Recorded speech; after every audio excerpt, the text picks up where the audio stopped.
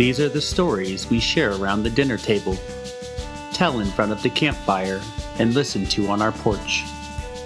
This is a place where tales are told and stories are heard. Grab your tea, your cocoa, your whiskey, your wine. Welcome to the Storyteller's Porch with your host, Jill Davis.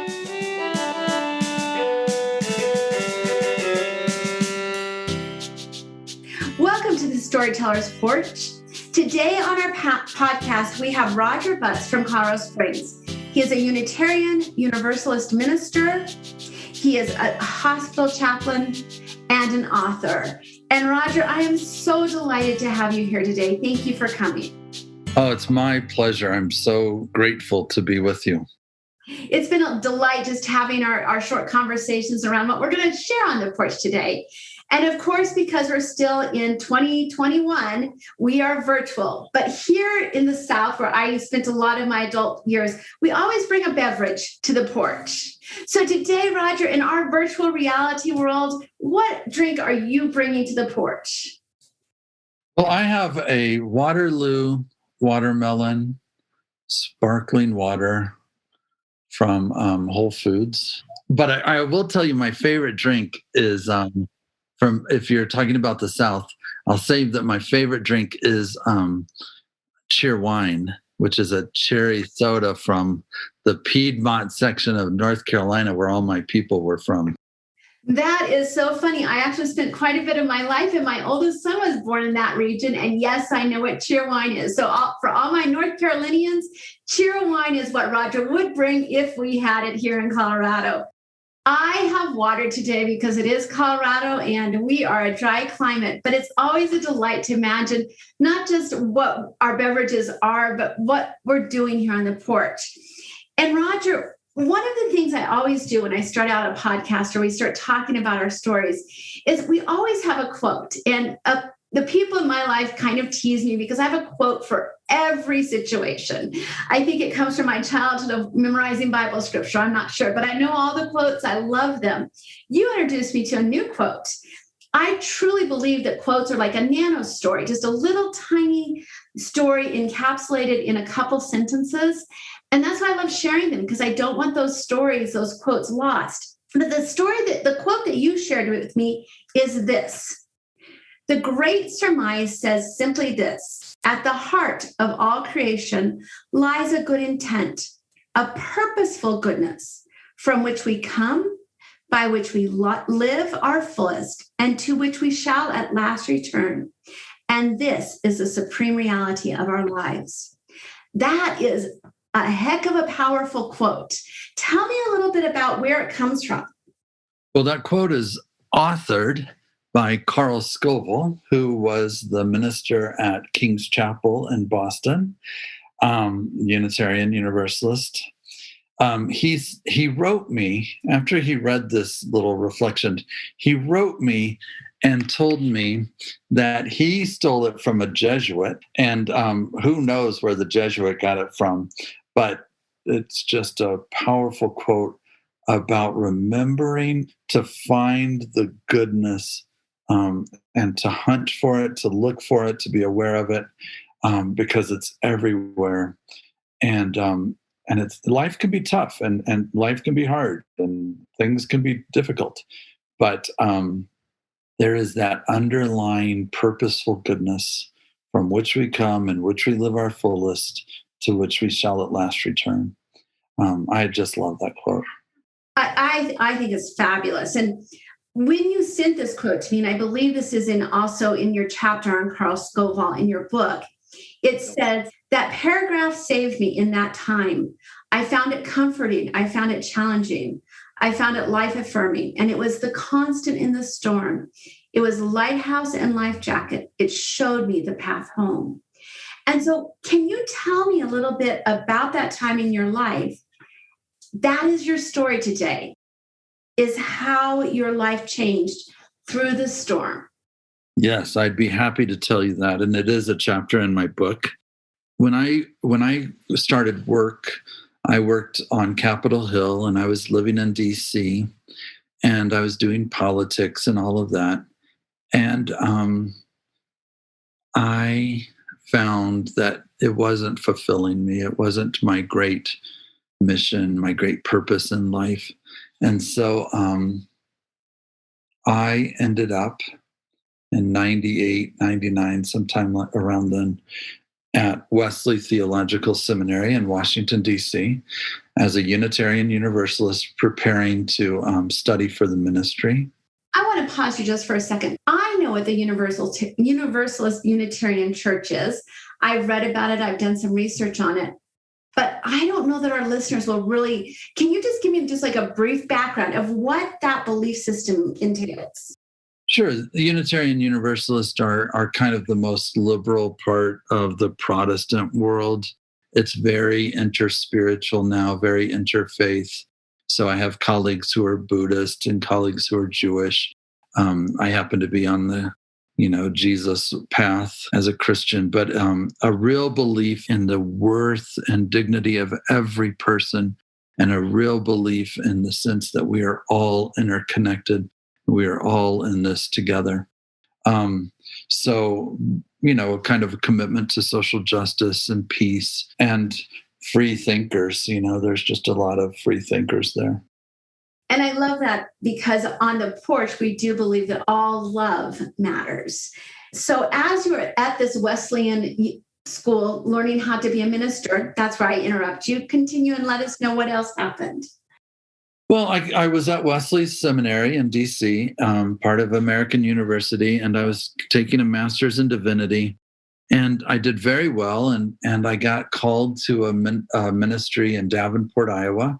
I was there for 7 years, and I had some really good successes there. There were some really interesting re-energizing of that congregation, which had been around for 150 years, and a real commitment to social justice there as well, interfaith work. And then after 7 years, I wanted a new place. Along the way in Davenport, there were these little hints that, I would become angry at people that I didn't think were on board with me. I got distracted. I got a little depressed. And after 7 years, I left and I came to Colorado Springs to take a church here. And those things followed me. And after 3-4 years at the church here, I voluntarily left. I was done with senior ministry, and that shook me to my core, because I didn't know, after 11, 12 years and 4 years of preparation, who I was in that moment or what I was going to do. I mean, I had a job. I organized against the death penalty for a year here in Colorado, but not being a senior minister just went after this kind of core identity, and the disorientation was very real. And I remembered a quote that I had first come across in like the 90s in this huge 400-page book of essays and sermons and articles from the UU Christian Fellowship.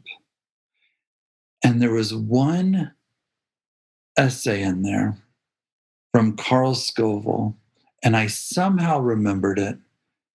And in that essay was a paragraph that says, "The great surmise says this: at the heart of all creation, there's this goodness." And I kid you not, that stuck with me when I didn't know who I was, when I didn't know what I was going to do, when I didn't know if I had a ministry in my future or not. That phrase stuck with me, and it was like a lifeboat. It was like a raft that got me through the storm. And I so appreciate Carl Scovel for putting that out there. And it was a dark night of the soul, and the shortcomings that I experienced the sense of regret, the sense of shame, I just kept coming back to that quote, and it never left me. It, as I say in the book, you learn what abides, and that quote, which I think gets to the heart of all reality, really helped me a great deal. And I say it saved my life. That might be a bit dramatic, might be a bit hyperbolic, but it's my book, so I can be hyperbolic if I want, right? And it's your life. And it's my life. One of the things when I read through this chapter that really stood out to me was you talked about the dark night of the soul. And any of us who are past, well, I don't know, maybe after birth, I can't think of a time that people haven't gone through that dark night of the soul. But again, we are in 2021, and as a nation, as a universe, we are coming out of a dark night of the soul, of COVID and all that it brought to our world. And as you and I are talking, Roger, it is spiking in India. It is making an impact in other places in the world. So I feel that in some ways we're still in that dark night of the soul. And so your quote here is something I can hold on to as we go through with this. I know that you, in your role as a chaplain at, I believe you're at St. Francis, Penrose? Penrose, St. Francis, yeah. I always say it backwards because I'm a native of Colorado Springs, and it used to be Penrose Hospital and St. Francis Hospital. So I can never remember which one went first. And if you want a short little history on Penrose in Colorado Springs and St. Francis in Colorado Springs, zap me an email and I'll fill you in. It is an interesting story. Colorado Springs has been around we're hitting 150 years. And it's a good story. But so you were at that hospital as a chaplain, and I cannot even imagine the challenges that you have been through and continue to go through as you explore this dark night of the soul through this virus. I don't know if it was written up or if it was presented, but on our local TV station about your experience with some nurses in a Colorado Springs hospital here in town. I think that is a great way to understand how the dark night of the soul and this quote is part of your story. Yes, it was early on in the pandemic. COVID was not well understood.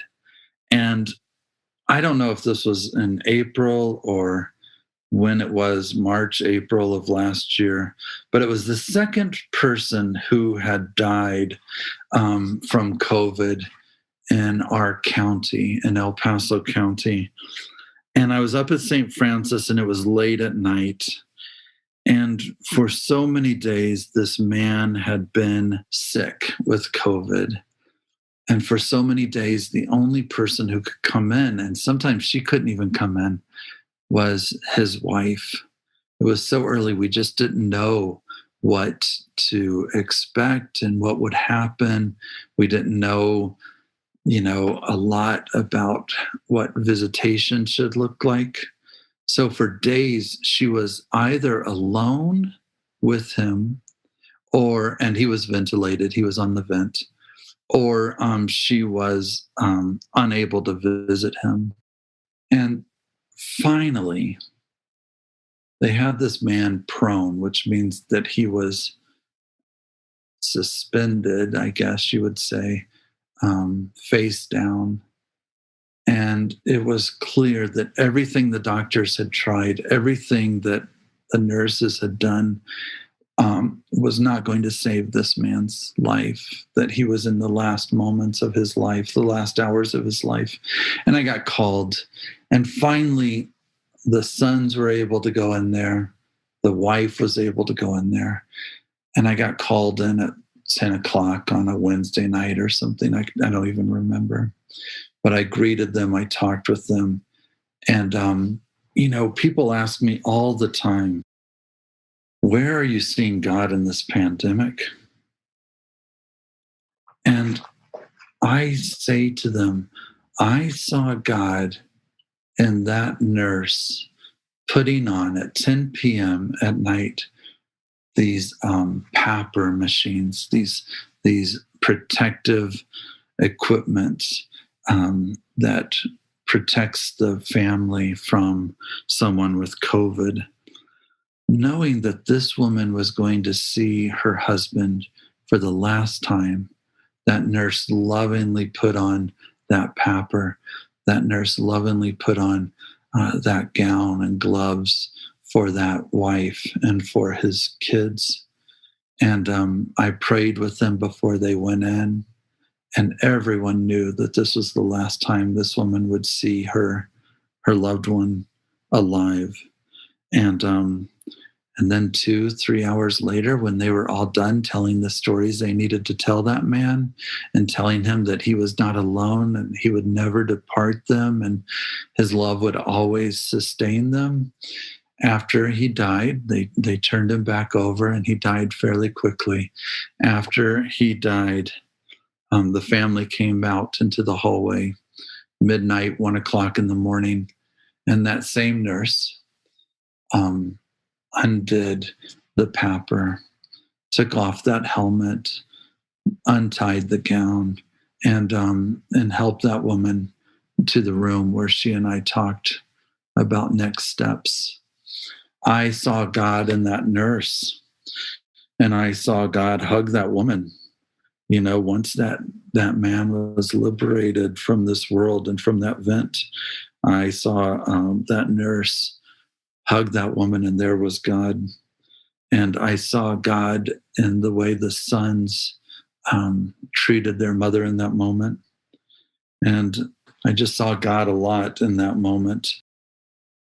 When everything was done, she just looked at me and said, "What do we do now? What do we do now?" And it was so early. Nobody really knew what COVID was about. Nobody knew what would happen the next year. And we just took the next step and the next step. This whole year, I've seen nurses cry. I've seen them hug. I've seen them do CPR on COVID patients. And they are the very embodiment of what is holy, the very embodiment of God, the divine. Whatever metaphor you use for the holy, those nurses, those doctors, those chaplains, those techs are expressing God. They're being God in this world. I think that's like, you have me in tears every time I'm on the porch with a guest. I think, oh, I've heard so many stories. I won't tear up, but that is, and I believe God is an embodiment of love. So as you talk about this, I think of your experience of, who are you if not a senior minister? And Carl Scovel took you through this dark night of the soul and helped you to find the next place so that you can continue to help and support others through their dark night of the soul. I never knew I was going to be a chaplain. I had worked at the University of Maryland Medical Center in Baltimore while I was finishing up seminary. So I was a PRN chaplain. So I had experience as a hospital chaplain, but I never thought I would become a hospital chaplain. So, you plan, God laughs, and life happens, right? So it's all good. And it's all surrounded in love. And what you just said, Roger, we didn't talk about this before we got on the porch today, but one of the reasons I started this podcast is because you are younger than I am, but I am of a certain age where I have seen a little bit of life over the years. And I know that somehow it always comes around. But for so many in our younger generations, they haven't seen this. They haven't seen the world come around and come back and to see the sunshine and to come out of that dark night of the soul. So your story for me is emblematic of moving through a difficult to see the other side, both for yourself and for others. And I'd like to read this paragraph that you shared. And actually, would you like to read that last paragraph of your chapter? So it is indeed in your voice. From the Carl Scovel? Yes, please. Since the introduction of this powerful paragraph, At the heart of all creation, there is a purposeful goodness. I have endured much, and I have gained even more. I am now a full-time staff chaplain at a hospital in Colorado Springs.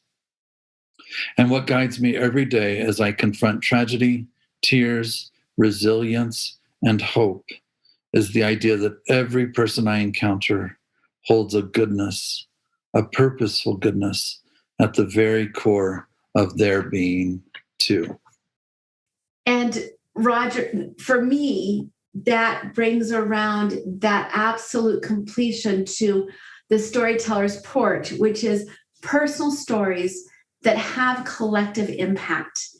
So as you tell your personal story and as people hear your personal story, if you could define the collective impact you want, what would it be?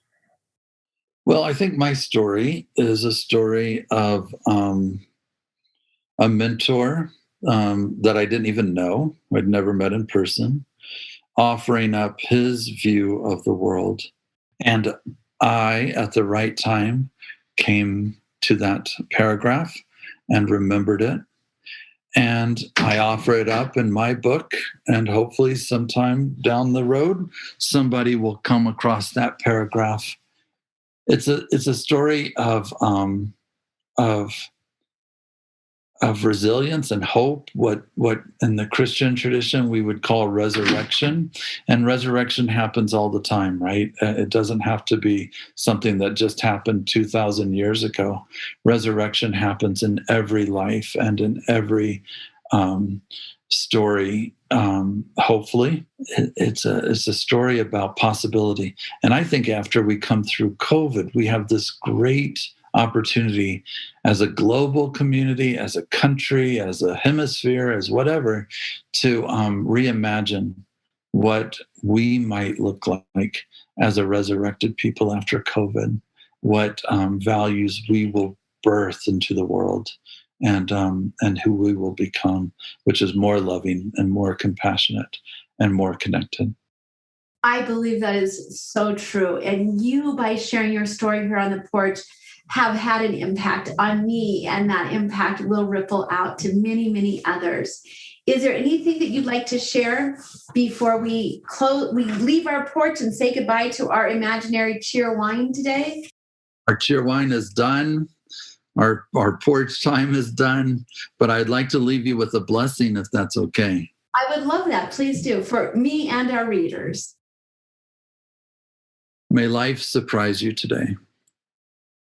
May a sense of grace come out of nowhere in the middle of your daily tasks. May a sense of peace find you in the unlikeliest of places. May a sense of courage and renewal find you. May God's love surround you. And may a gentleness, a returning quietness, and a restoring stillness be with you now and always. A restorative wholeness is yours to claim and embrace. And may faith, hope, and love be your constant companions. God bless your day. Amen. Thank you so much. And thank you for joining me here on our virtual porch as we share our stories. The stories that we share here on the porch are personal and have collective impact. We believe we are the stories that we share. So keep living your story and meet us next time here on the porch. And don't forget to bring your favorite drink.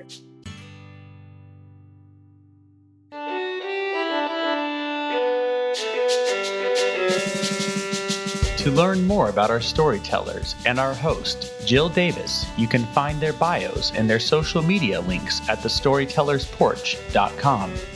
To make sure you hear every story with us on the porch, follow us on Apple Podcast, Spotify, Google Podcast, Stitcher, and wherever you hear your favorite shows. We'll see you next time here on the porch, where I'll be drinking some iced coffee and cream. What drink will you bring?